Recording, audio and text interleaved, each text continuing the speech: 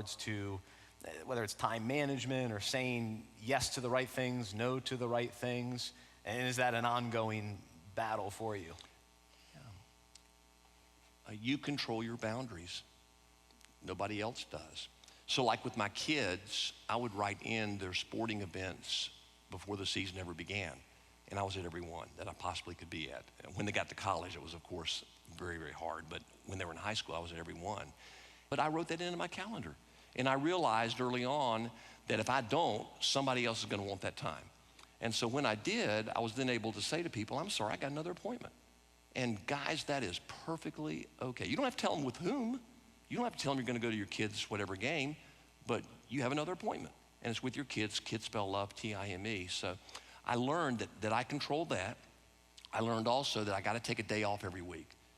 That God created 7 days, and he said one of them set apart called the Sabbath, and it's a day of rest.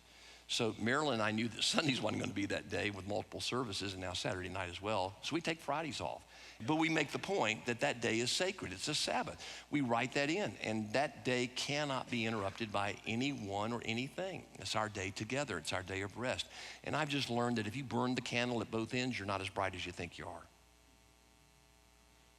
are. You control your calendar.